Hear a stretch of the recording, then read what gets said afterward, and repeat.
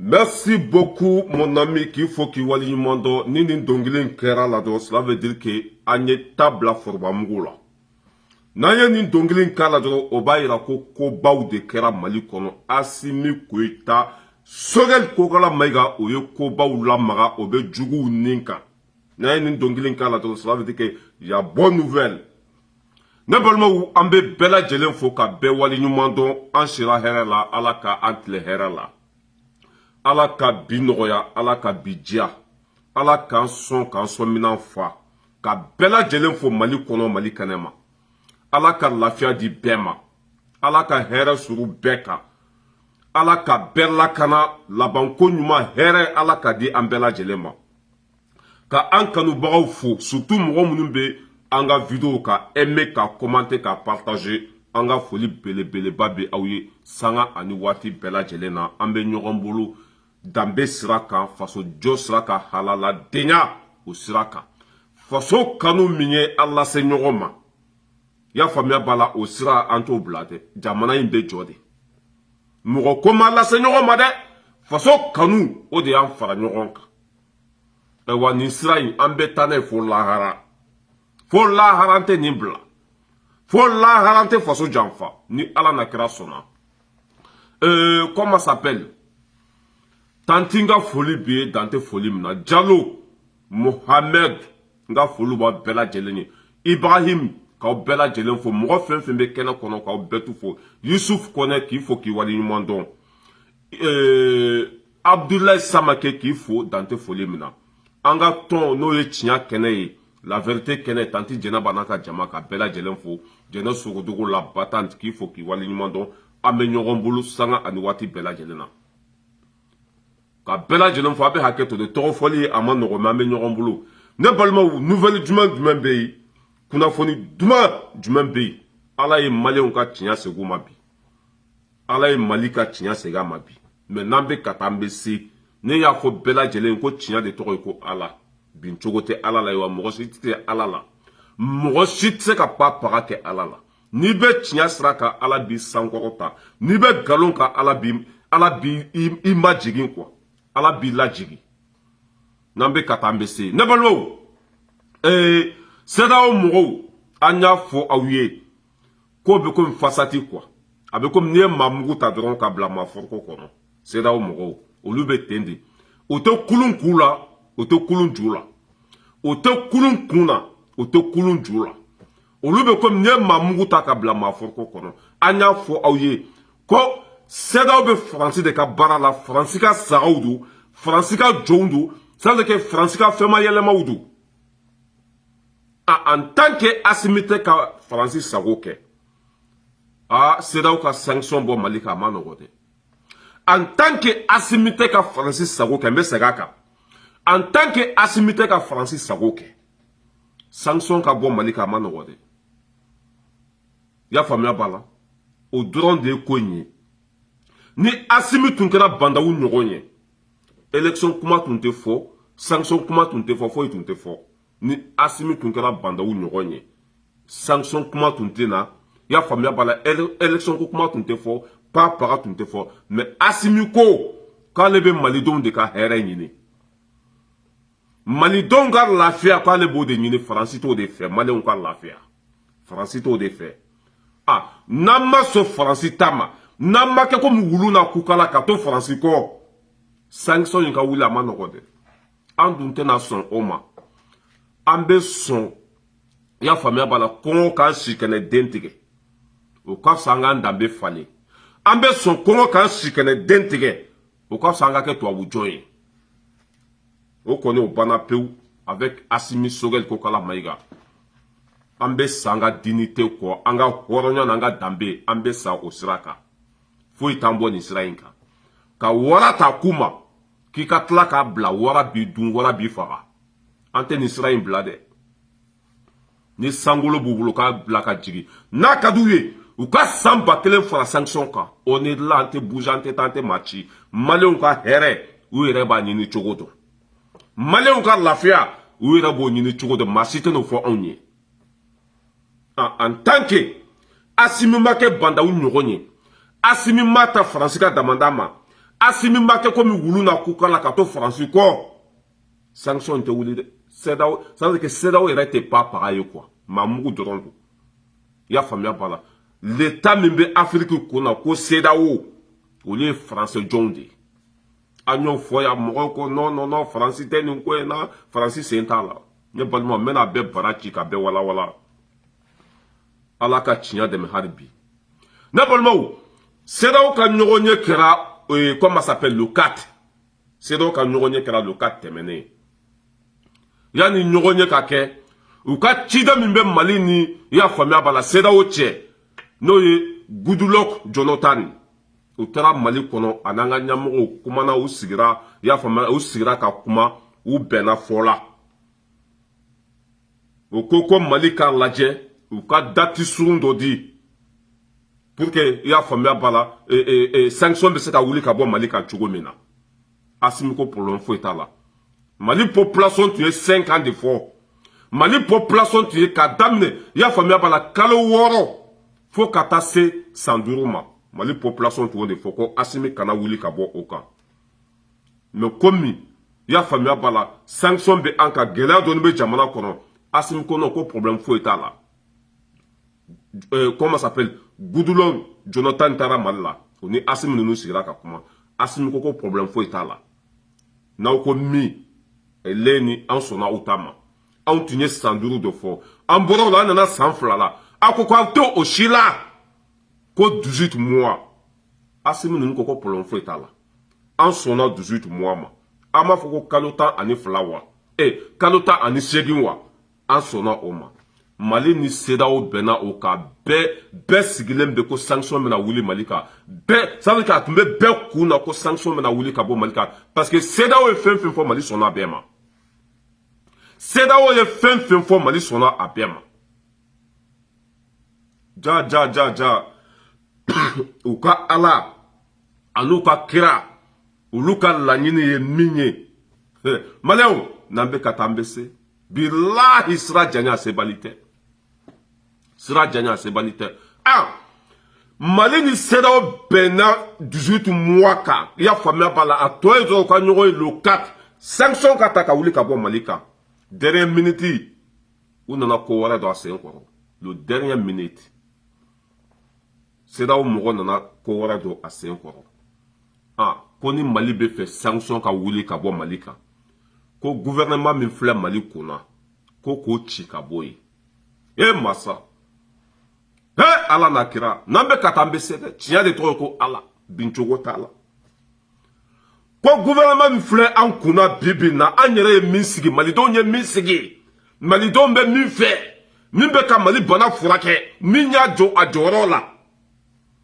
Kango de boy. Gouvernement ban kuna te dora de sogal kokala maiga. Ne ma fwa yonko tuwa wute nyina. Asimi nunu na ye ni srain bla. Nyen kali alala. Ha nakra sankemede. Ni nunu ye ausro waukunu. Ne ma fon kote nyina. Sogel beta domina. Fransi ambassadeur tracé asimima. Ko kana sogel ta. Ko sogel kalana irisi do. Ko sogel ni irisi be nyogondon. O makewa. O bo sra kelende ka haribi. Ya famille pala. Mali ni CEDEAO bene kofe ka bampeu. Mali tunko sanduru de CEDEAO ko ka tia. Mali nana jigifo sanfla la. CEDEAO ko ka tia. Mali e CEDEAO ninga au be fe anga to kalo joli de la. Anga to sandoli de la. CEDEAO ko kalo tan ani shegi 18 mois. Mali ko an sona utama. Ay sanction wuli ka bo anka. Dernière minute. CEDEAO tra do soni kono ka dasoro. CEDEAO nyamoro. Kata do soni kono ka dasoro. Kanye fen nyini Mali fe ko sona. Ou ka alako. Kaya fo asimiye. Kaya fo sogoliye. Nous sona gouvernement ka chi. Ka gouvernement chi ka boy. Ka sogoli boy. Peu. Ni Mali sona mako sanction be wuli. Ota bane de. Otlara kana tourni. Ko nou ye gouvernement chi. Kou ka dayele. Ko beka du. Beka du akono, zonka du akono, laga ka du akono, faden sago ka du akono, ya famia bala jenakela ka du akono, kafiri ka du akono, ko no ye soga li boy, ko muro kana, ya famia bala muro mimbe Francis sago ke, Francis John fen be kwa beka tla ka du fanga la, zon fen façon na folo siyon kwa beka du ala. O ma bande, ama bahari bi de ko ani risi an tege di ɲɔgɔn ma min kɛ ko an k'an tɛgɛ bɔ irisi bolo ne balimaw cɛ n'i ye ni imposer Assimi kun Assimi sɛnɛfɔden halala de e kana décision ta anw nɔ na Assimi y'o de fɔ aw ye k'o tɛ kɛ tuguni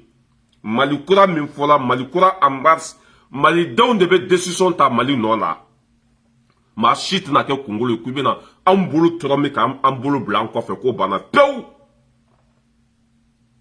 Faransi hali bi Faransi dalen tɛ o kuma la dɛ Assimi ko malidenw de bɛ Mali jɔ u ka hakilina de bɛ baara kɛ Mali kɔnɔ ni malidenw ko min o de bɛ kɛ mais hali bi Faransi tɛ ka sɔn malidenw ta ma ko ni olu ko min k'o de bɛ kɛ Mali kɔnɔ ni olu ko min k'o de bɛ kɛ o ye ni laɲini de fɔ Assimi ko Mali c'était l'État souverain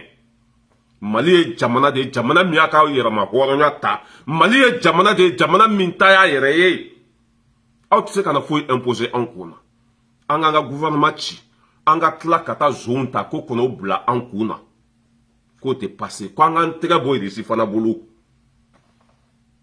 Ala n'a kira n'a fɔra ko sariya tɛ diɲɛ kɔnɔ nin t'a dɔ ye n'a fɔra ko loi tɛ diɲɛ kɔnɔ sariya tɛ yen a dɔ filɛ nin ye o y'a poussé ka taa fo kalo kura le 3 nin de kosɔn walasa hali bi maliyɛndenw minnu wari dir'u ma u ka bɔ ka kule tuguni mɔgɔ minnu ta tɛ maliko ye u ka bɔ ka kule tuguni mɔgɔ minnu danbe t'u la u ka bɔ ka kule tuguni ko in kun bɛ filɛ nin ka an yɛrɛ ka jamana kɔnɔ de lagalagatɔ ni fɛnna bɔnɔ ni taɲinina ni faso kumasulu den minnu bɛ yen olu ka bɔ ka kule tuguni maliw da ka gɛlɛ tulu da ka gɛlɛ a dɔw yɛrɛ bɛ labɛn na k'olu bɛna bɔ a dɔw yɛrɛ ye wari minɛ i y'a faamuya b'a la ko bɛ nin fanga in tɔgɔ tiɲɛ ça veut dire que u bɛ fɛ kɔngɔ k'a minɛ ka se yɔrɔ dɔ la malidenw ka bɔ ka nin fanga in gɛn CEDEAO ka laɲini ça veut dire que Faransi ka laɲini dɔrɔn filɛ mais ni Ala n'a kira sɔnna Ala tɛna aw sago kɛ ne balimaw nin de bɛ sen na dɛ an y'a fɔ bɛɛ lajɛlen ɲa ko CEDEAO ye maa mugu de fasati a bɛ komi n'i taara telefɔni san ka foroko kɛ a la foroko bɛ telefɔni na o foroko t'a la a bɛ marché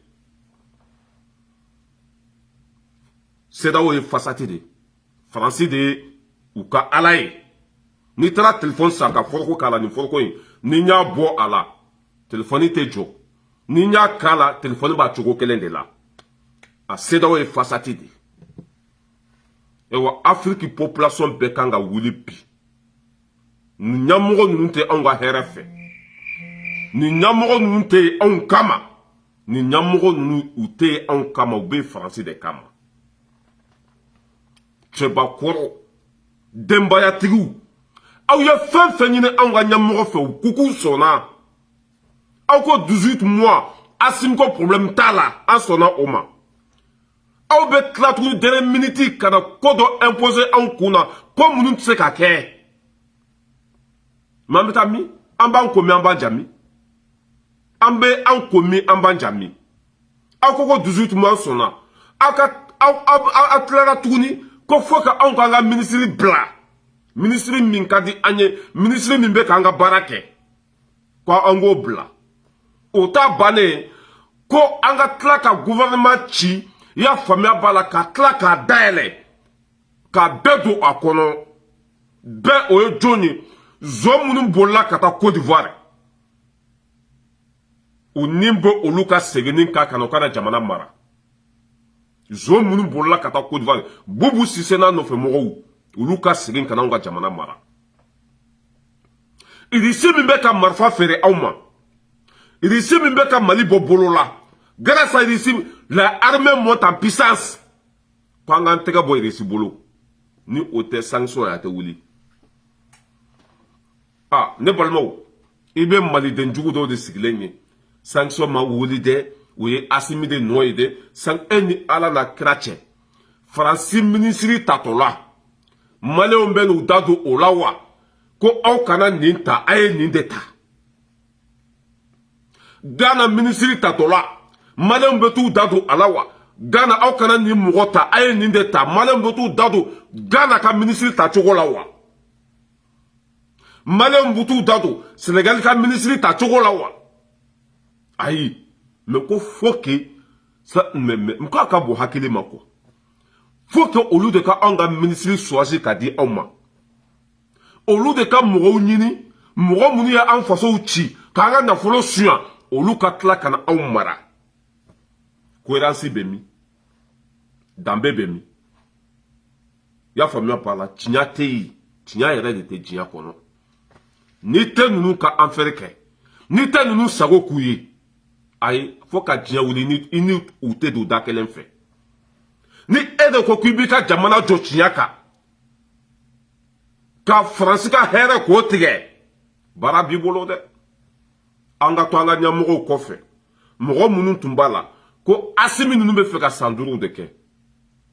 ala o tinya bangede asimi nunu ko magote sanduru la ou magote sanfla la sedaw ko mi o beto sedaw ko o benata sedaw ye hakilna kura wore ta tuguni o ye hakilna kura wore ta tuguni ko fo kan wa ke jonde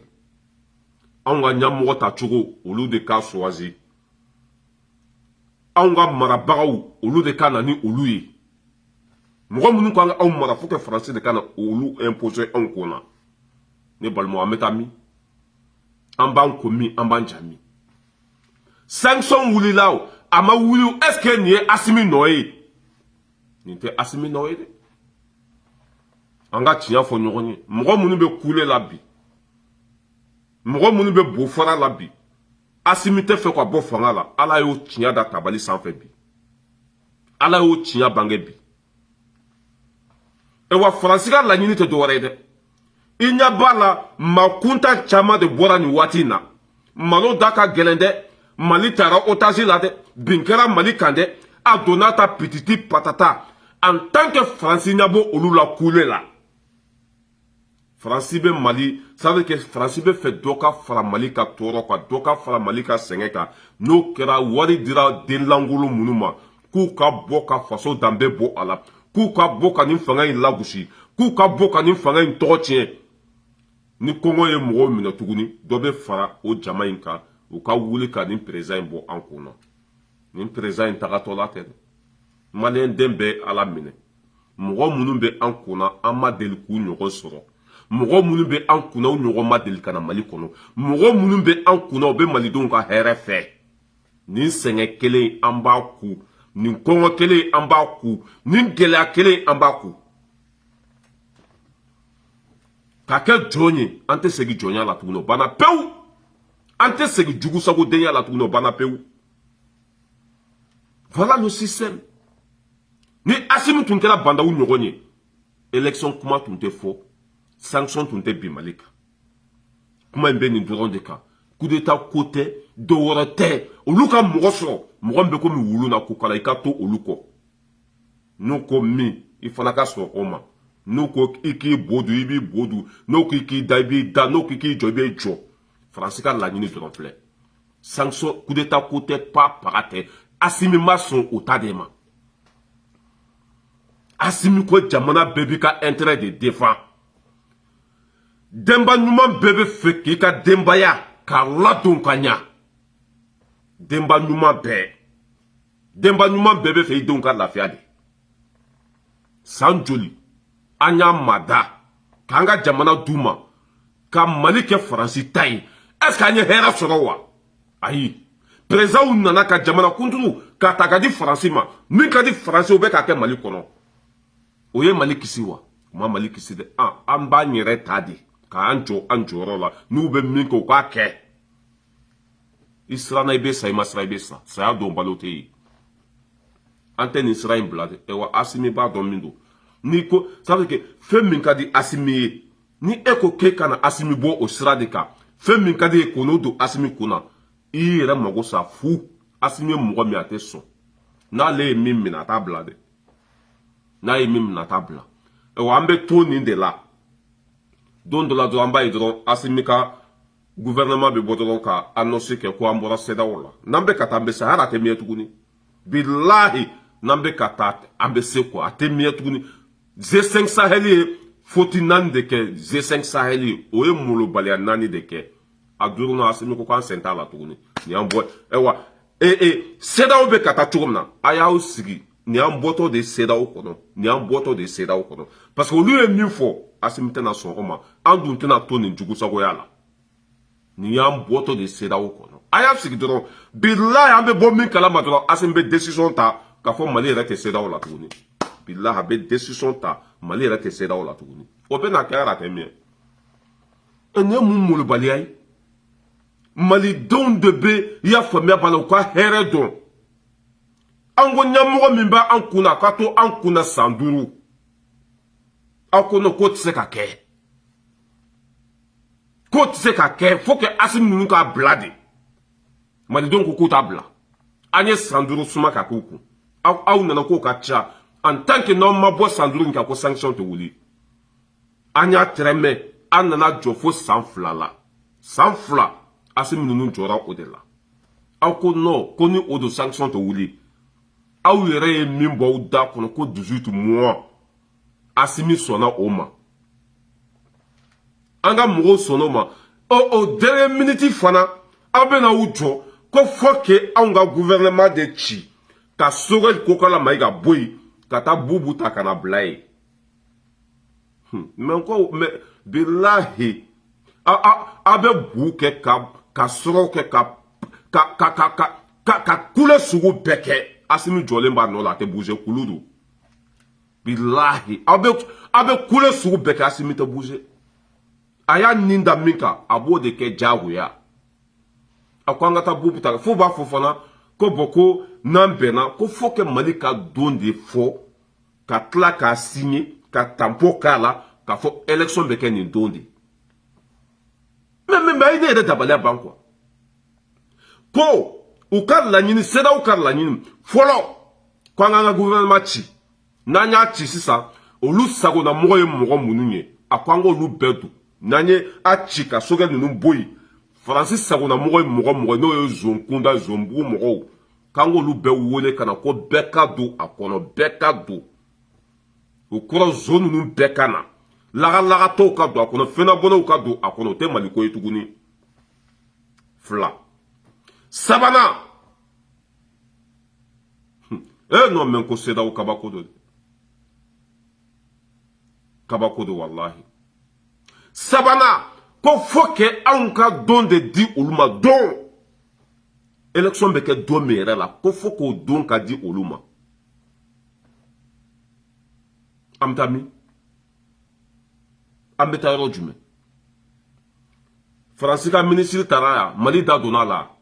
Ghana ka ministre tara Mali da donala Côte d'Ivoire ta tara Mali da donala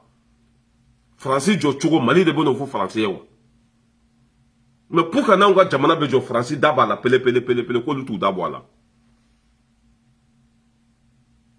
risi min fana be ka here di ama u nyabala ni tleflala malo fen be risi bulu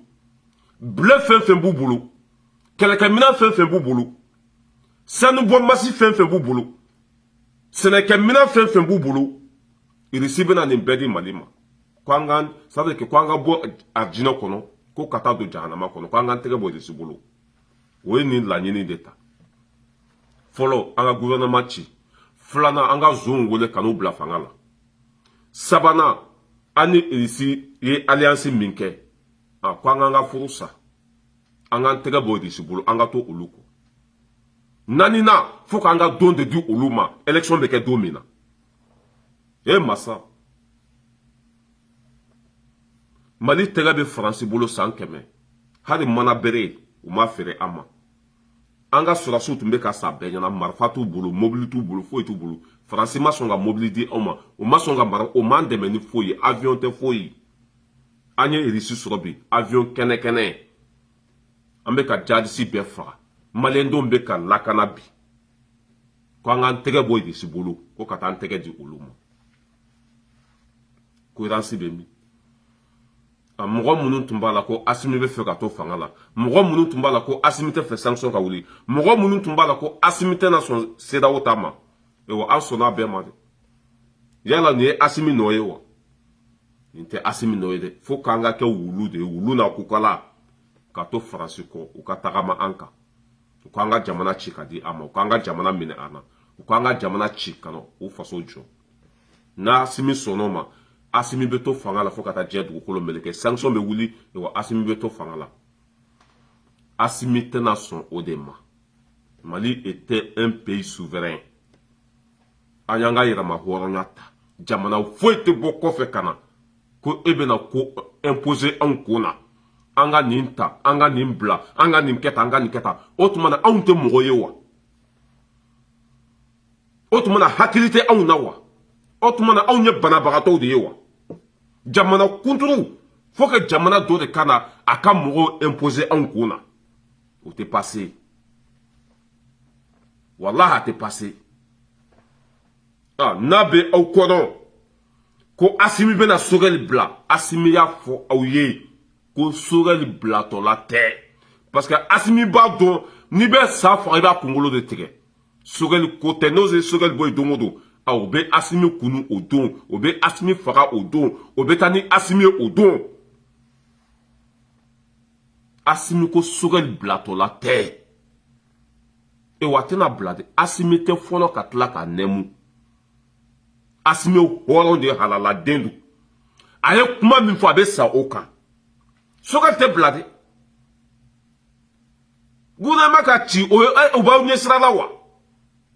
gouvernement ka ci o bɛ aw ɲɛsira la wa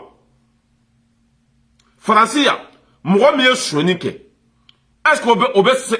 o bɛ ta fanga la tuguni wa Faransi yan mɔgɔ min delila ka faso nafolo suɲɛ est-ce que o tigi bɛ tila ka na jamana mara yan wa o tɛ kɛ fo ka diɲɛ wuli mɔgɔ min bolo taara bɔrɔ kɔnɔ mɔgɔ min minɛna sonyani na o tigi bɛ jamana mara Faransi yan o tigi bɛ baara kɛ Faransi yan mais ko fo k'an ka taa bubu ninnu Karimu Keyita ninnu Cɛma Ibɛri Kulubali ninnu ko an ka Sogɛli bɔ yen ka taa Zonbugu lakaw ta ka na Zonden ninnu ko k'u bɛɛ ta ka na bila an faso kunna tuguni o tɛ k'an faso ci tuguni an ye sɛgɛn fɛn fɛn kɛ k'o bɛɛ kɛ fu ye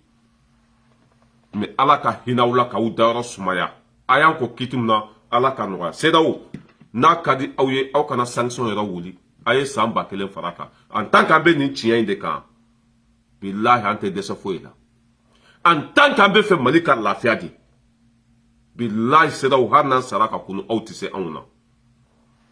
aw tun bolo n'a ye sanction da Mali kan kalo 1 maliyɛndenw bɛ wuli Assimi kama u bɛ wuli Sogɛli kama k'u bɔ yen an filɛ kalo 5nan de kɔnɔ kalo 5 an b'o de kɔnɔ dɔ de farala hɛrɛ kan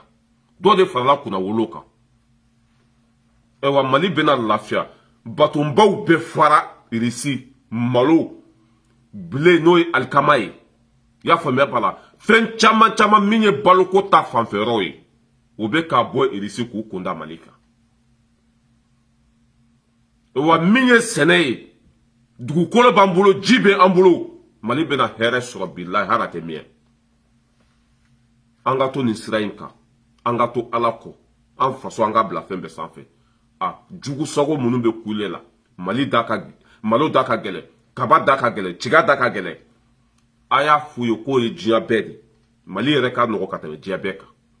diɲɛ dugu tɛ yen gɛlɛya tɛ min kan bi a tɛ yen diɲɛ dugu tɛ yen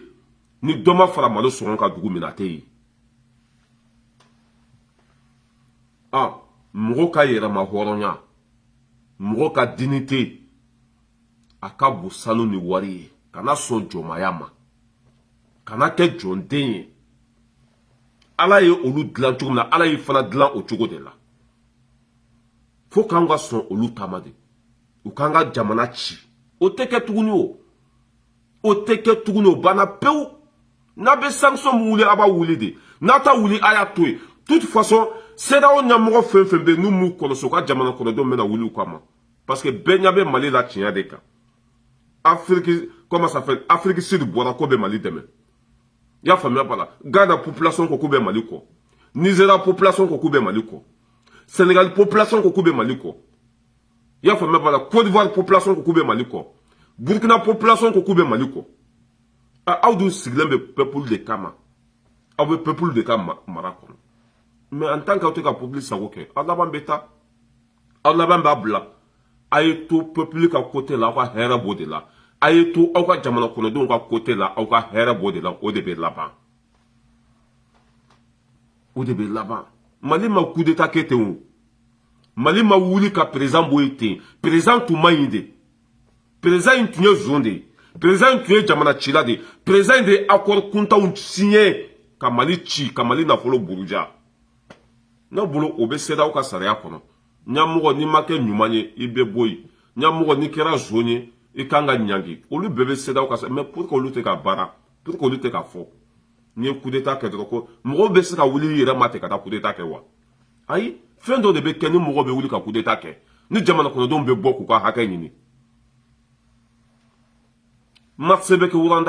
Wuranda coup d'état bɛ kɛ yan u ka ɲɛmɔgɔ de ka ɲi faransi ya coup d'état bɛ kɛ yan wa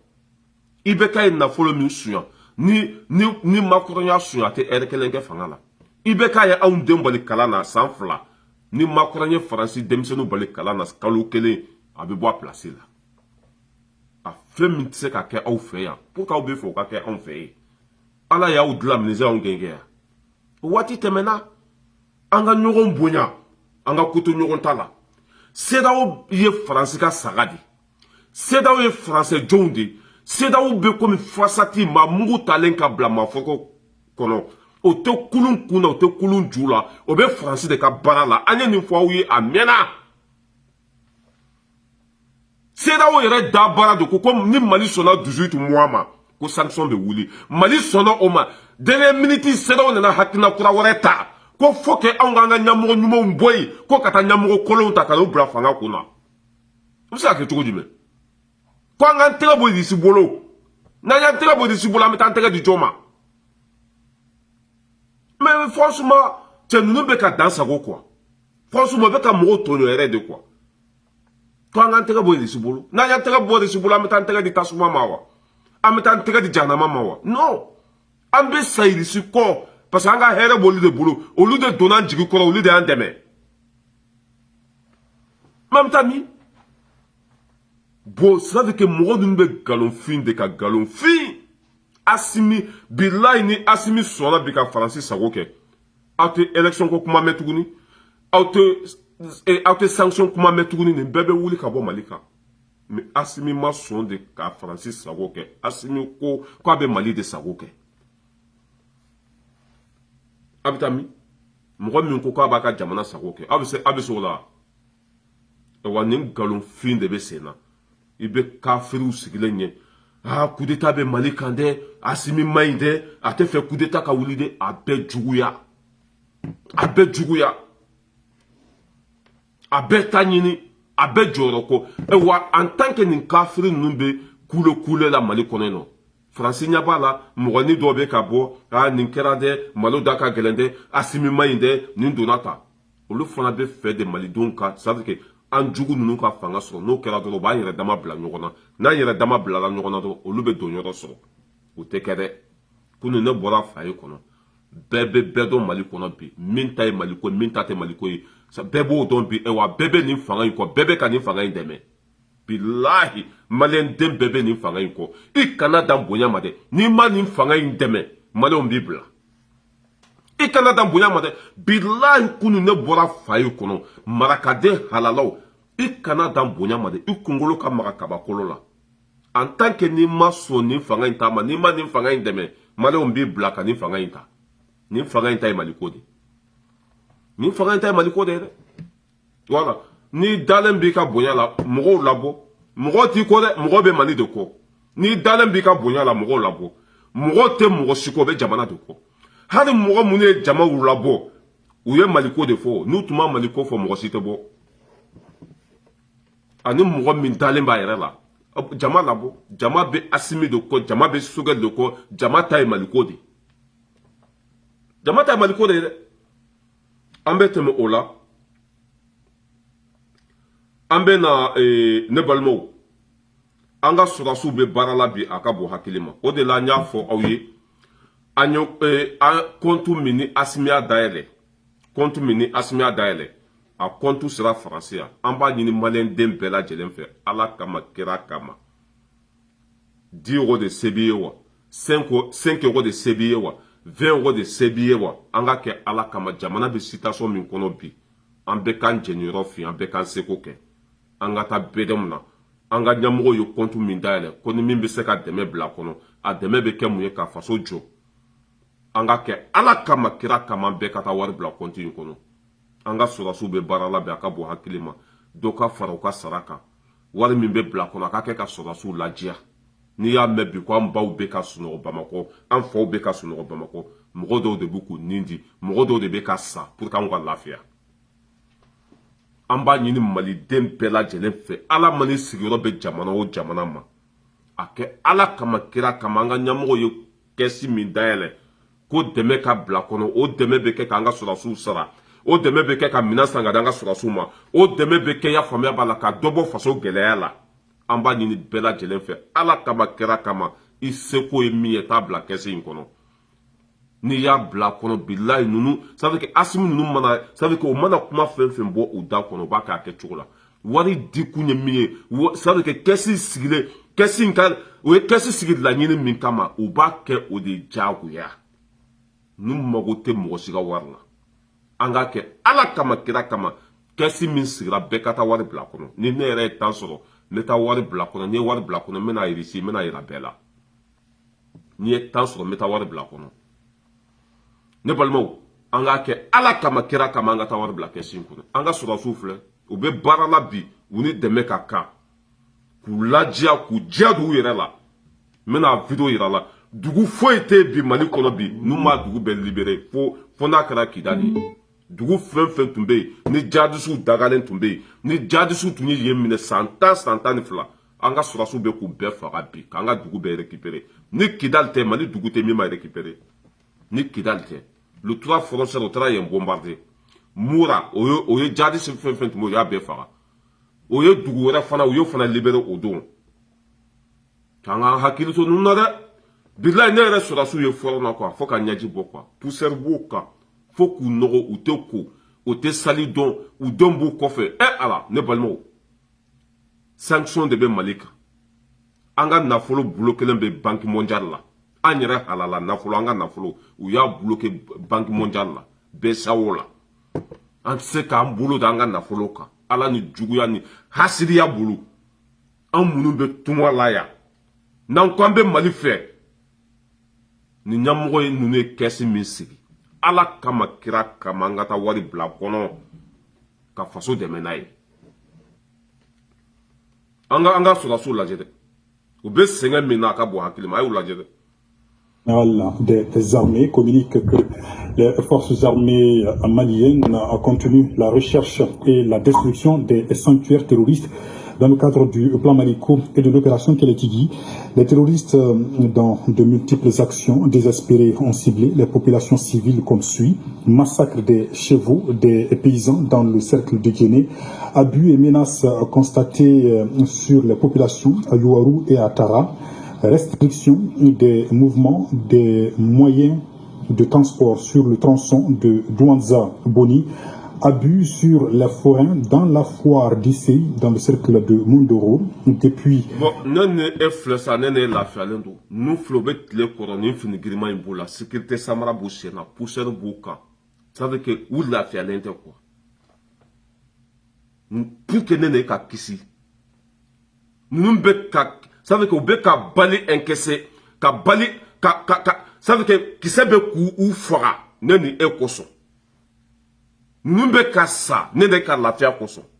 nous be ka senge sugu be wunyana ne ka hero koso ne balmo na manyo ko sanction be anka anga mogo ye kesi sigi ana folo be kebwe ka anga sora su deme anga ke ala kama be kata wari bla kono nous flet lebu ka ka bo akilima pousser bu ka gela bu ka be senge sugu be wunyana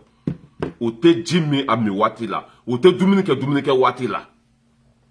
ala ni sabe ke anw ka lakana anw ka lafiya anw ka da ka sunɔgɔ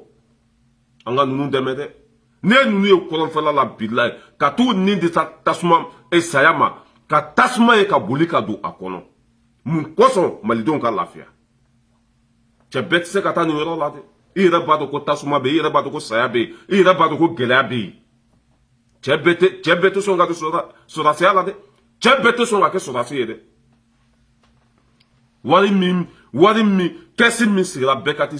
i bɛ dugu o dugu la hali ni dɔrɔmɛ kelen de b'i bolo n'i taara bila kɔnɔ o ye dɛmɛ de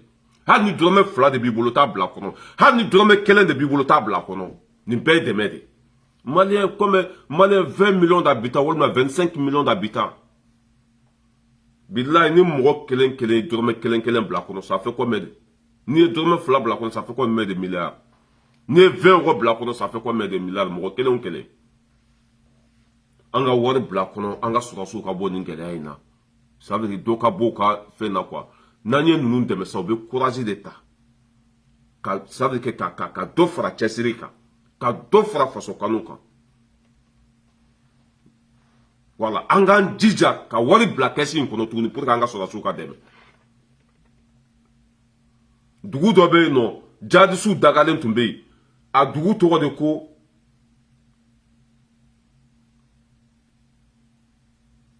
André Bunka dugu in tɔgɔ ka gɛlɛn quoi André Bunka o dugu in bɛ yen jadisi min tun bɛ a ka ca banna si ye an ka sɔrɔsiw taara u faga o don la semaine passée an ka sɔrɔsiw taara yen bɛɛ ka taa o dugu libérer ka taa o dugu libérer ka jadisi fɛn fɛn tun bɛ k'a bɛɛ faga an ka sɔrɔsiw bɛ baara la bi a ka bɔ hakili ma an k'an seko kɛ i y'a faamuya b'a la ka jamana dɛmɛ jamana bɛ gɛlɛya kɔnɔ jamana bɛ nin cogo in na an bɛɛ k'an jeniyɔrɔ fin ka wari bɔ an kun ka jamana dɛmɛ sinon a ma nɔgɔ dɛ u bɛ ka dugu caman de libérer sisan o bɛ ka lakana sabati Mali kɔnɔ bi a ka bɔ hakili ma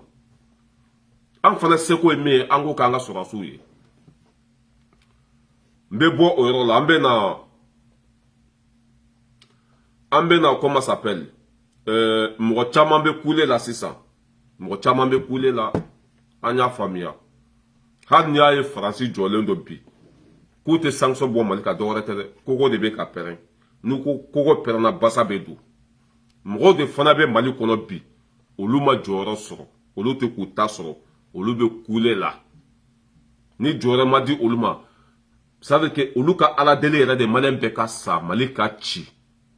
jɔyɔrɔ nɔfɛ en tant que olu ma jɔyɔrɔ sɔrɔ nin jamana in tɛ lafiya dɛ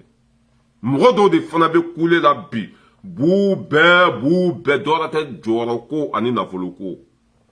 o de bɛ ka fanga di Faransi ni CEDEAO ma ne balimaw bɛɛ bɛ se ka jɔyɔrɔ sɔrɔ wa bɛɛ bɛ se ka kɛ ɲɛmɔgɔ ye wa bɛɛ bɛ se ka don fanga la wa k'an ta k'ala kama an ka jamana in hinɛ k'a minɛ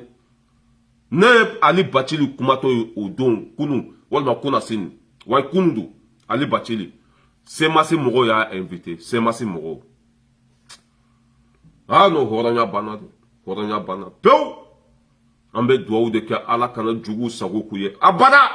ala kana jugu sago k'u ye ni depuis don min na ne ye semasi mɔgɔw ni Arasbachi sigilen ɲɔgɔn kan ani cɛbilen Daramɛ ninnu ne ko semasi ta tɛ Maliko ye tuguni semasi mɔgɔ de bɛ ka fara ɲɔgɔn kan k'olu bɛ bɔ aw bɛ bɔ aw bɛ taa min aw bɛ bɔ aw bɛ taa yɔrɔ jumɛn de c'est là que j'arrive pas à comprendre ne ye semasi mɔgɔw ye kunu ko IBK ka mara ko a ka fisa ni bi ye ko IBK ka mara ka fisa ni bi ye k'olu bɛ bɔ ne yɛrɛ ta walahi aw tɛ da aw ka mangoya la fo n'aw bɔra aw tɛ da aw ka mangoya la fo n'aw bɔra a ye bɔ dɛ bilahi n'a ta aw kɔnɔ ala ka don aw kɔnɔ a ye bɔ ɲa bɛ semasi mɔgɔw de la k'olu bɛ bɔ nin fanga in kama ko kunu tun ka fisa ni bi ye dɔwɛrɛ tɛ dɛ place de ma d'u ma wari tɛ ka sɔrɔ ba paga tɛ ka d'u ma ni ça veut dire aw bɛ kule ka mankan sugu bɛɛ ci ka fan bɛɛ kɛ so ni magoni ye ba paga tɛ di aw ma n'aw ma jɔyɔrɔ sɔrɔ aw bɛ jamana ci de n'aw ma jɔyɔrɔ sɔrɔ de aw bɛ bɔ fitinɛ kolokolo la o tile tɛmɛna walahi mɔgɔ ne yɛrɛ bɛ se k'a fɔ ko Mali bɛɛ bɛ Asimi fɛ Mali bɛɛ bɛ Asimi fɛ en plus fana mɔgɔw ma bɔ aw kɔ ten ko mɔgɔ bɔra Mali ko de la dɛ a y'o bila aw kunkolo la dɛ mɔgɔw bɔra Mali ko de la semasi mɔgɔw n'aw bɛ k'aw yɛrɛ nɛgɛn k'aw bɛ bɔ de k'aw bɛ Asimi lagosi ko ka Sogɛ lagosi a tɛ marché dɛ a tɛ marché n'aw bɛ bɔ de k'aw bɛ dɔn ne fana ne yɛrɛ t'aw kɔ ne t'aw kɔ wa n tɛna diya aw la wa n tɛna hara aw musala ha i y'a faamu semasi mɔgɔw bilahi n'aw bɔra ay continue ay t'a fait dɛ ne non mais ko jigila tigɛ don ne bɛ ani baci de la ye fo ani baci de b'a fɔ ko ni ko i bɛ ka mara tun ka fisa ni bi ye masa don tɛ wele dɔn na dɛ ko i bɛ ka mara ko tun ka fisa ni bi o tɛ jugu ça veut que jugu de bɛ ka yɛlɛ ninnu na sisan quoi jugu i bɛ ka mɔgɔw tɛna kɛ aw fɛ u tɛna tugu aw kɔ foyi aw bɛ k'aw yɛrɛ humilier k'aw yɛrɛ mago sa k'aw sugu yira mɔgɔw la k'aw nɛgɛ bɔ mɔgɔw la k'aw ne ala semasi mɔgɔw ka taa sigi ko fanga min b'an kunna bi k'u ma foyi kɛ ko fanga min b'an kunna bi ko non ma nin ye ma nin mɛn si de ma labɔli kɛ ja caman bɛ kule la u t'a tɛ mali ko ye dɛ wari ko don caman bɛ kule la bilayi n'u ma place sɔrɔ u bɛ sɔn ka jamana ci semasi mɔgɔw walahi aw bɛ bɛnbɛn min na k'aw bɛ bɔ k'aw bɛ tagama jamana in kama mɔgɔ tɛna tugu aw kɔ ne bɛ n dɔnbaga fɛn fɛn dɔn n b'a bɛɛ wele maa si kana taa aw ka pa paga la maa si kana tugu aw kɔ mɔgɔ si kana sɔn aw ta ma i bɛ ka tile lakana tun bɛ yen i bɛ ka tile sonyani tun tɛ yen i bɛ ka tile dugu joli jenina i bɛ ka tile mɔgɔ joli sara mali kɔnɔ ko ala n'i y'a mɛn ko malo i bɛ nina de i y'a faamu n'i y'a mɛn ko i y'a faamuya b'a la ko tulu da ka gɛlɛn i bɛ nin de la nin de bɛ ka kisi bi malo ani nin jumɛn ka gɛlɛn malo ani mɔgɔ ninkun jumɛn ka gɛlɛn hadamaden ninkun de ka gɛlɛn ka tɛmɛ fɛn bɛɛ kan n'i ma sa i bɛ fɛn bɛɛ sɔrɔ bi anw bɛ ka kisi aw sigilen bɛ bamakɔ ko foyi ma dilan dugu dɔw tun bɛ yen dabo olu ye sunɔgɔ t'u ye dugu dɔw tun bɛ ka jeni bi olu mɔgɔ minnu bɛ ka segin bi ka to o sigiyɔrɔw la ko foyi ma kɛ mun kosɔn place ma sɔrɔ ne y'a fɔ ko nin semasi tɛ di kɔfɛ dɛ nin semasi tile kelen ma kɛ di kɔfɛ wa dɔgɔyama fɛn fɛn bɛ di ko kan nin semasi don dɔgɔyama fɛn fɛn bɛ ne fa kan nin semasi don semasi ni en tant que olu ma place sɔrɔ fitina bɛ wuli cogo cogo b'o de ɲɛɲini wa nin y'aw ka place ko yɛrɛ bannen mali kɔnɔ pewu aw tɛ place sɔrɔ aw tɛ n'a kɛ pa pagaya aw tɛ don da la tuguni nin y'a bannen pewu wa n'aw bɔra jama yɛrɛ tɛ bɔ aw nɔfɛ aw bɛ se ka jama labɔ wa aw bɛ se ka jama labɔ tuguni mais c'est fini mali ko de filɛ nin ye wa ni ninnu fɛn fɛn tun bɛ jɔyɔrɔ la i tun t'o kuma kan mɛ mali bɛ ci k'u to yen can bɔra nin bɛɛ kalama sa bi m'an bila mali kɔnɔ bi m'an bila mali ko la mɔgɔ caman kulela yan k'u ta ye mali ko ye u donna place dir'u ma cɛbilen daramɛ ninnu place dira olu ma yan mali ma ci k'u to yan o de tɛ kɛ tuguni o tɛ kɛ tuguni dɛ wulu bɛ kule sugu bɛ jɔ semasi mɔgɔw n'a tɛ aw kɔnɔ la non mais ko semasi y'an kuma solo dɛ semasi y'an kuma solo k'anw jigila tigɛ mun kosɔn place ala tɛ aw sago kɛ aw ye bilahi asime poids lourd de ye quoi asime poids lourd de bi na mali kɔnɔ ɲɔgɔn tɛ yen kana yɛrɛ sɛgɛn bi na mali kɔnɔ asime numéro 1 don bilahi il est plus lourd a ka girin ni bɛɛ ye bi asimi ka girin ni bɛɛ ye ka da mun k'a ka hɔrɔnya n'a ka kɛwale asimi ka girin ni bɛɛ ye bi cɛ n'i tɛ asimi ka côté la mɔgɔ t'i kɔ koyi n'i tɛ asimi ka ko la mɔgɔ t'i fɛ koyi n'i tɛ asimi ka ko la mɔgɔ tɛ tugu i kɔ koyi cɛ o cɛ n'i tɛ asimi ka ko la bi cɛ i ta kɛra la fu ye quoi nka cɛ il faut être gentil k'a asimi k'a nɛgɛ k'i sigi a kɛrɛfɛ mais ni ko i b'ale forcer de a tɛ sɔn dɛ ni ko i b'ale jagoya de k'a ka sɔn i ta ma o mɔgɔ tɛ dɛ bi na poids b'a la dɛ ni ko i bɛ bɔ bi la ni ala ma fari ka malidenw bɛ t'i minɛ ka jigin i kan o bɛ t'i minɛ ka jigin i kan an bɛ dugawu de kɛ ala ka mali basigi min bɛ aw kɔnɔ a tɛ passé ka na guerre civile la wuli mali kɔnɔ min ye kadafi sɔrɔ jamana kɔnɔden fanba bɔra asimi taaraw marifa ciw la asimiw gɛn o tɛ kɛ mali kɔnɔ asimi lafiyalen don komi ŋɔmɛ yirana mɔden a tɛ mɔgɔ bali marché la a tɛ mɔgɔ bali ka kuma maliyɛn denw b'a dɔn asimi ye min ye n'i ma da o la taa ɲininkali kɛ kare kɔnɔ taa ɲininkali kɛ sugu la taa ɲininkali kɛ tunga la Tant ɲininkali kɛ yɔrɔ wɛrɛ i bɛna dɔn de ko Assimi il est plus lourd c'est à dire que a mɔgɔw b'a fɛ bi a ka bɔ hakili ma mɔgɔw b'a fɛ bi a ka bɔ hakili ma a y'aw sigi yen k'aw bɛ bɔ de ko baara ma kɛ Mali kɔnɔ dɛ gɛlɛya bɛ Mali kɔnɔ dɛ a donna ta a bɔra ta o y'i ta de gɛlɛya yɛrɛ fɔlɔ-fɔlɔ o ye lakanabaliya de o bɛ ka sabati wa walima o tɛ ka sabati gɛlɛya fɔlɔ-fɔlɔ o ye lakanabaliya de gɛlɛya fɔlɔ-fɔlɔ o ye gɛri de gɛri b'an faso la o bɛ ka nɔgɔya aw de bɛna aw jɔ k'aw bɛ bɔ tout moriya tout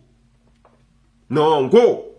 bilahi tɛ Mali la bɛɛ bɛ ka dɔn Mali la an bɛ ka bɛɛ sugu dɔn bi la bɛɛ sugu bɛ ka dɔn bɛɛ bɛ ka dɔn bi wa dɔw mago bɛ ka sa kɔ tɛ bilahi mɔgɔ tɛ Assimi fɛ an t'i fɛ mɔgɔ tɛ Assimi kɔ la an tɛ ka ko la mɔgɔ ma nin fanga in dɛmɛ an t'i fɛ o kɔni o bilen kunna an bɛ Mali ko de la yan Mali ko de y'an lase yan Mali ka bon ni mɔgɔ kelen ye Mali ka bon ni association kelen ye Mali ka bon ni y'a faamuya wala association fila ye ninnu tɛ faransi sago kɛ wa ninnu tɛ mɔgɔ si sago kɛ ninnu bɛ jamana de sago kɛ n'o bɛɛ ni maaw don n'o ma bi ma i dan ye kule de i bɛ taa min i bɛ kule fo ka sɛgɛn i bɛ taa min i tɛ taa yɔrɔ si a ye bɔ semasi mɔgɔ bilahi na aw tɛ da aw ka mangoya la fo k'aw ka bɔ de a ye wele bila mɔgɔ ma mɔgɔ si tɛ bɔ kunu mɔgɔw ye aw ka mitingi in ye Ali Batili sigilen bɛ yen bilahi ne bɛ mɔgɔw don mɔgɔ kɛmɛ ni semasi tun b'u nin kan a bɛɛ ko k'u ye semasi bila a bɛɛ aw ka kunu ɲɔgɔn ye dɔrɔn mɔgɔ kɛmɛ bilahi ni min ye fɛn ci na ma k'u y'aw bila pewu wa ni aw tɔgɔ jugu tun fɔr'u ye u tun tɛ sunɔgɔ n'aw tun lagosira bilahi u tun t'a dayɔrɔ sɔrɔ u fari la dɔw bɛɛ ko k'u y'aw bila k'u jiginna ka bɔ terrain kɔrɔ parce que u y'aw ŋaniya dɔn aw ta tɛ Maliko ye n'an kumana o la ko ni min bɔra dɛ o b'i fa nɛni o b'i ba nɛni mɔgɔ si fa tɛ nɛni yan tiɲɛ de bɛ ka f'u ye mɔgɔ si fa tɛ nɛni yan dɛ voilà an bɛ bɔ yen an bɛ na CDR mɔgɔ ninnu na e ka CDR mɔgɔ lajɛ CDR mɔgɔ de filɛ nin ye a bɛ camu dɔrɔki jaune filaw de la ka photo y'a faamuya b'a la o ye a bɛ camu kelen kɛ mɔgɔ 4 de pour que jama ka caya tellement que CDR banna pewu pour que ka imagine k'a kɛ jama ye k'a kɛ komi u taara ɲɔgɔn ye min na mɔgɔ bɔra jama sɔrɔla a filɛ a bɛ camu kelen o kɛra mɔgɔ 4 de a bɛ camu kelen 4 personnes non 4 personnes tɛ 5 personnes a bɛ camu kelen kɛra mɔgɔ 4 de a y'a lajɛ ale kelen de ye dɔrɔki jaune ye ka photo ka monter ka tugu ɲɔgɔn na ka a bɛ camu kelen k'o kɛ mɔgɔ 4 ye pour que mɔgɔ na fɔ kunu ka ɲɔgɔn ye la jama tun bɛ yen n ka cɛ don o don mɔgɔ bɛ ka jigin ka bɔ terrain na aw ɲɛ bɛ fɛn na yan est ce que aw ɲɛ bɛ Koyitaba la yan Koyitaba tɛ yan dɛ aw ɲɛ bɛ Kadafi la yan wa Kadafi tɛ yan aw ɲɛ bɛ Kadafi la CDR banna pewu aw ɲɛ bɛ mɔgɔ la yan ni a bɛ camu tɛ jɔn ye mɔgɔ kɔrɔ ye a tɛ yen ni a bɛ camu tɛ ne ɲɛ tɛ mɔgɔ kɔrɔ foyi la yan a bɛ camu ni Jiga Watara a filɛ ni olu tɛ mɔgɔ kɔrɔ foyi tɛ yen mɔgɔ foyi tɛ muso minnu bɛ yen ne ma deli ka ninnu ye n tɛ ninnu dɔn o b'a yira k'a fɔ ko kulu sera cɛncɛn ma CDR ko banna pewu a bɛ camu kelen k'a photo tugu ɲɔgɔn na k'a kɛ mɔgɔ 5 de 5 personnes image kelen o de bɛ ka partager ko jama bɔra u taara ɲɔgɔn ye min na dɛ jama tun bɛ yen dɛ mɔgɔw bɛ CDR kɔ de a filɛ a bɛ camu kelen k'a kelen kɛ mɔgɔ 5 ye 5 personnes a kelen k'a kɛ mɔgɔ 5 ye ala ka hinɛ CDR la ka dayɔrɔ sumaya mun de nin lase aw ma a ka sɔn juguya n'a ka hɔrɔnkolonya hadamaden to tiɲɛ kan n'i tora tiɲɛ kan ala b'i sankɔrɔta ala b'i dɛmɛ wa ala b'i tɛmɛ fadenw na mais aw ko k'aw ka wari de sɔrɔ sisan aw ko k'aw ka fɛn bɛɛ de sɔrɔ sisan CDR mɔgɔw a filɛ aw bɔra dadenni fɛ a bɛ camu kelen k'a photo k'a kɛ 5 ye pour que ka jama yanga caya ka fɛn image bonya CDR banna pewu mɔgɔ ni a bɛ camu ni Jiga kelen tɛ a bɛ mɔgɔ kura minnu yɛrɛ de o tɛ tɛmɛ u bɛɛ lajɛlen faralen ɲɔgɔn kan o tɛ tɛmɛ 15 personnes kan a tɛ tɛmɛ 15 personnes kan filɛ u bɛɛ faralen ɲɔgɔn kan a tɛ tɛmɛ 15 personnes kan ɲɛ b'a la n'i y'a ye i b'a komi jama bɛ yen mais a bɛ camu kelen c'est à dire que u ye photo ninnu ka tigɛ ka tila k'a tigɛ ka tugu ɲɔgɔn na k'a caya mais mɔgɔ kelen de a bɛ ca mun kelen kɛra mɔgɔ 5 de ye a bɛ ca mun kelen 5 personnes donc zone b'ale de la mɔgɔ min m'a yɛrɛ jɔ o bɛ jamana de jɔ mɔgɔ min bɛ bɔ France yan ka taa jigi da mɔgɔ de ka Mali kɔnɔ ye o se ka Mali jɔ mɔgɔ min bɛ bɔ tunga la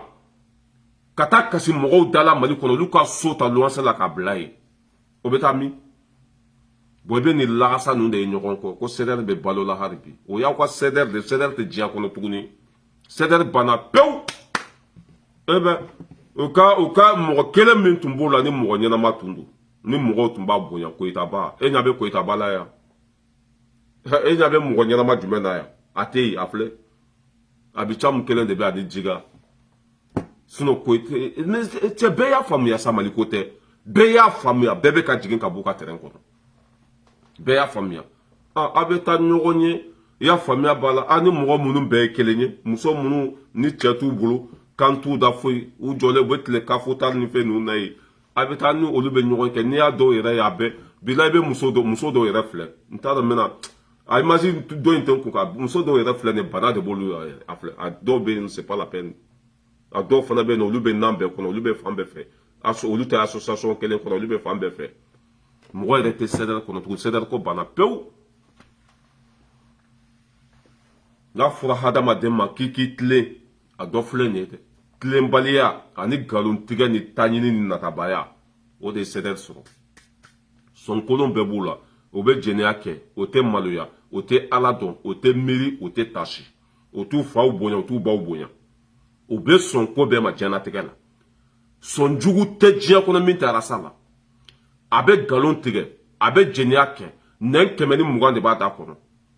ni fiɲɛ wulila a bɛ taa n'a ye yan fɛ politicien ka sunguruba o mɔgɔ mais ala ka hinɛ saga ninnu na k'u da yɔrɔ sumaya quoi arasa ko yɛrɛ hali k'a fɔ yɛrɛ ne yɛrɛ valeur ka bon arasa tɔgɔ yɛrɛ fɔli ma mais arasa bɛ t'i sigi de aradari ye nin ye dɛ aradari ye nin ye sisan a ka émission bɛɛ bɛ ne de kan mɔgɔ min ko k'ale tɛ mɔgɔ jaabi waati min na Fulɔn bɛ ka kɛ président a denw bɛ ka kɛ président ye a Fulɔn bɛ CNT kɔnɔ jamana kunkanko kuma kan ka fɔ yɔrɔ min na ale bɛ arajo de la ko an ka wari bɛ di fɔnba ma dɛ u kan ka jamana jɔ dɛ an ka wari pour que e tɛ taa don an ka wari ka d'e ma i k'a jɔ pour que e tɛ taa don CNT kɔnɔ an ka wari ka d'i ma i sigi arajo la kolosari arajo ko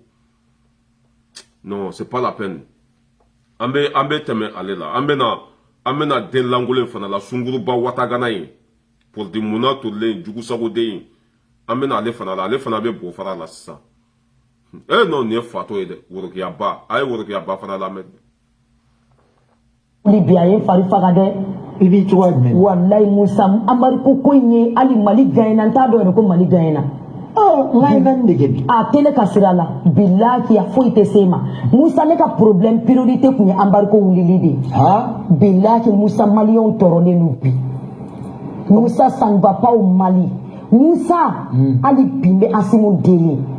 Asimu ka fɛɛrɛ kɛ ani diɲɛmɔgɔ ka bɛn Musa ne Asimu deli siɲɛ caman dɛ mais o bɛ ka kɛ wa ne na mun f'i ye n ka kuma lamɛn ka na kuma paro ŋa bɔ n da i ye ɲininka de n'i ye ɲininka non i bɛ n lamɛn de n'i ye ɲininka i b'a to i bɛ n ta lamɛn Musa ne bɛ Ala de deli Ala ka Asimu ni diɲɛmɔgɔ bɛɛ nin fatɔ den ne yɛrɛ t'a dɔn bilakorow tɛ taa nin minɛ k'a ku tigɛ ko min na nin fatɔ den fana sigilen bɛ k'ale bɛ Ala deli Asimu ka diɲɛmɔgɔw lamɛn Asimu ni diɲɛ bɛɛ bɛ kɛlɛ la nin tɛ kafiri denya ye nin tɛ kafiriya ye maliyɛnw tun ko Asimu ka to fanga la ko 5 ans san 5 Asimu nana jigi gɛlɛya bɛ jamana kan sanction tɛ jamana ma hɛrɛ ye maliyɛndenw ye min suma ka kɛ Asimu kun Asimu y'a ɲini malidenw fɛ k'u ka sabali u k'a to CEDEAO ta la Asimu nana ko san 2 CEDEAO mɔgɔ ko abada CEDEAO mɔgɔ yɛrɛ de y'a b'u da bara kɔnɔ ko ni Mali sɔnna kalo 18 ma 18 mois ma k'olu bɛ sanction wuli ka bɔ Mali kan Mali sɔnna 18 mois ma CEDEAO nan'i jɔ tuguni ko n'an m'an ka gouvernement ci ka bɔ yen gouvernement tɛ dɔwɛrɛ de ka Sogɛli bɔ a place la ani hɔrɔn fɛn fɛn bɛ Diop ninnu ko k'u bɛɛ bɔ yen ka tila tuguni n'an y'a ci k'an ka bɛɛ don a kɔnɔ ko bɛɛ ka don a kɔnɔ e ni Ala na kira cɛ bɛɛ bɛ se ka jamana mara bɛɛ ka don a kɔnɔ dɔwɛrɛ tɛ dɛ a o jigi dalen bɛ zo minnu ka Côte d'Ivoire mɔgɔ minnu bolila ka taa Côte d'Ivoire olu ka segin kana Mali mara zonw ka segin kana jamana mara ko n'an sɔnna ma ko sanction bɛ wuli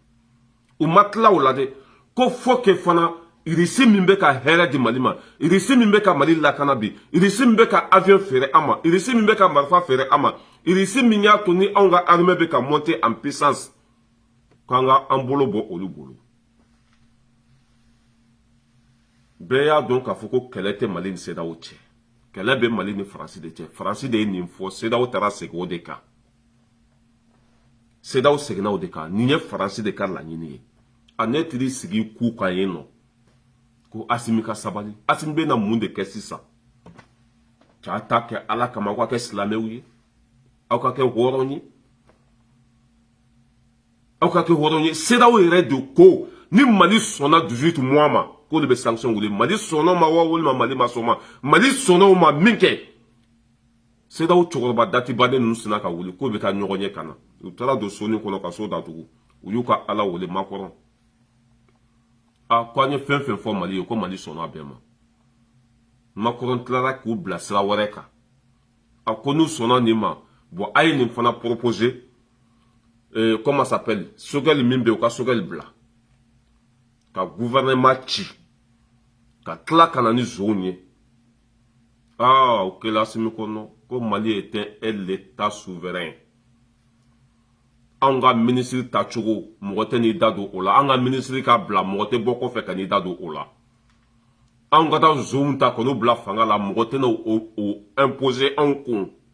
anw k'an tɛgɛ bɔ irisi bolo an bɛ taa irisi ta e m'a fɔ k'an ka t'u ta an bɛ taa irisi nɔfɛ e m'a fɔ k'an ka taa ko mɔgɔ si tɛ n'o imposer anw kun na tuguni bon an bɛ bɔ CEDEAO kɔnɔ aw kana perese dɛ a ye CEDEAO to ka panpan komi tinɛni a bɛ bɔ min kalama Asimi min kɛ G5 Sahel mɔgɔw la a bɛ n'o kelen de kɛ CEDEAO la a y'aw sigi an bɛ bɔ CEDEAO kɔnɔ hali a tɛ miɲɛ parce que ko tɛ mɔgɔ ɲini mɔgɔ de b'a ɲini n'i y'a ɲini i b'a sɔrɔ Mali bɛ komi Afrique kalifuru Mali bɛ komi kalifuru Ala ye hɛrɛ bɛɛ di Mali ma ni Mali tɛ Sénégal tɛ marché ni Mali tɛ Côte d'Ivoire tɛ marché ni Mali tɛ an dɛfɛ dugu ninnu o si tɛ taa yɔrɔ si an bɔra G5 Sahel kɔnɔ ma kasi yan Tchad président ma kule ko ni ye Mali bɔlen fɛn kɔnɔ dɔrɔn ka delili sugu bɛɛ kɛ ko k'a ma bɛn Niger président ye kasi sugu bɛɛ kɛ ko nin ye G5 Sahel cilen de Mali bɔlen a la k'a kɛra G5 0 de o ma kɛ yan a y'aw sigi nin ko minnu bɛ sen na nin ko in bɛ ka taa cogo min na Asimi bɛ n'a fɔ don dɔ la dɔrɔn k'an sen t'a la bi an sen t'a la sini o bɛ na kɛ a tɛ mɛn CEDEAO bɛ ko maa mugu fasati i y'a faamuya b'a la ne ka malo ɲuman Gambia k'a san ka taa n'a ye n ka denbaya la dɔw ka n'i jɔ ko non ko n tun man ka Gambia di n denw ma dɛ ko n tun kan ka falibo de di n denw ma o tɛ nin ye wa k'a fɔ ko n bɛ n denw ladon ka ɲa k'an ka du ladon ka ɲa fɛn min ka di u ka ko ye ka sagasogo san ka d'u ma ka malo ɲuman san ka d'u ma ka ji ɲuman d'u ma dɔw ka n'i jɔ ko non ko kana nin di dɔw ma taa wuluwulu ji soli i kana di dɔw ma i ka falibo ta i kana di dɔw ma i ka taa bin ta kana di dɔw ma u ka bin ɲimi non mais c'est ça Asimi bɛ fɛ k'a denw ladon a denw ka hɛrɛ k'a ɲini ka d'u ma e ko non ko ne denw ni hɛrɛ man kan ne denw ni bɔnɛ de ka kan e ni ne bɛ se ka bɛn cogo jumɛn voilà le système Mali bɛ k'a ka hɛrɛ dɔrɔn de ɲini e ko non k'an kana an ka hɛrɛ ɲini k'an ka taa tasuma de ta an ka taa bɔnɛ de ta e n'an bɛ se ka don da kelen fɛ cogo jumɛn ne ka hɛrɛ ɲini cogo n b'o dɔn fɛn min ka ɲi ne ma n b'o dɔn fɛn min ka ɲi n ka denbaya ma n b'o dɔn fɛn min ka di n ka denbaya ye n b'o dɔn e ko non ko ne k'o bɛɛ bila fɛn min ka di e ye ne ka tugu o de kɔ fɛn min ka di e ye ne ka kɛ o de fɛ o dun tɛ hɛrɛ lase ne ma san 100 b'i kɔ ma hɛrɛ sɔrɔ san 30 b'i kɔ ma hɛrɛ sɔrɔ san 10 kɔ b'i kɔ ma hɛrɛ sɔrɔ i jɛɲɔgɔnya a ma nafa foyi lase ma ni tɔɔrɔ tɛ ko hali bi ne ka to e kɔ c'est décevant mais tiɲɛ de tɔgɔ ye ko Ala Asimi bɛ sira min kan kana bila Maliden bɛɛ b'i fɛ a bɛɛ b'i kɔ a bɛɛ bɛ sa i kɔ parce que i bɛ ka Mali segin a danbe de kɔnɔ wallahi summa wallahi ala ka bonga kalima ni ye maliden ɲininka kɛmɛ o kɛmɛ sigi la 99 bɛɛ bɛ Asimi ka côté la wallahi maliyɛnw bɛ tiɲɛ de kɔ bi o tɛ mɔgɔ kɔ dɛ maliyɛnw bɛ mali ko de la bi o tɛ mɔgɔ ko la n'a b'i kunna ko e ka tapasi ni e ka bagabagali ni e ka yɛrɛbaya ko a bɛ se ka maliyɛnw b'o ka sira kan i bɛ k'i yɛrɛ nɛgɛ a tɛ pase tuguni dɛ maliyɛndenw kununa ka bɔ sunɔgɔ la bɛɛ bi i ka hɛrɛ ɲini cogo bɛɛ b'o dɔn bɛɛ bɛ lafiya cogo min na i b'o ɲini cogo dɔn maliyɛnw ye faso de ta bi hali ni Asimi ye sira bila n ye n kali ala la o bɛ bɔ Asimi kama o bɛ Asimi bila Asimi bɛ sira min kan maliyɛndenw b'a dɔn k'a fɔ an ka hɛrɛ b'o de la an ka lafiya b'o de la o de b'an ka yɛrɛma hɔrɔnya di an ma o de b'an sɛgɛn an danbe kɔnɔ maliyɛndenw b'a kɔ dɛ 100% u b'a kɔ bilahi ka n'i yɛrɛ nɛgɛ dɛ u b'a fɛ bi u b'a fɛ sini ka n'i yɛrɛ nɛgɛ dɛ voilà sunguruba dati bannen min sigilen bɛ couleur 24 bɛ muso kelen min na couleur 24 bolokalaw finnen don bobaraw finnen don i y'a faamuya b'a la disi o finnen don disi ni muso nɔgɔlen sigilen bɛ ko Asimi kan ka ko Asimi ni dunuya bɛɛ man ka kɛlɛ Asimi ni jɔn de bɛ kɛlɛ la o bɛ fɛ ka Asimi don da dɔ de fɛ da min tɛ hɛrɛ lase faso ma o bɛ fɛ ka Asimi bila sira dɔ de kan sira min b'an ka jamana ci o y'o de kɛ IBK la mun accord kunta bɛ diɲɛ kɔnɔ ni IBK ma signé o bɛɛ n'a ta IBK lafiyara IBK ma lafiya dɛ accord tɛ IBK ma sɔn min ma faransiw bolo fɛn tɛ IBK ma min kɛ ninnu ye o y'a to ni IBK lafiyara wa ma lafiya dɛ Asimi bɛ sira min kan o de bɛ laban o sira fana tɛ sɔrɔ ni gɛlɛya tɛ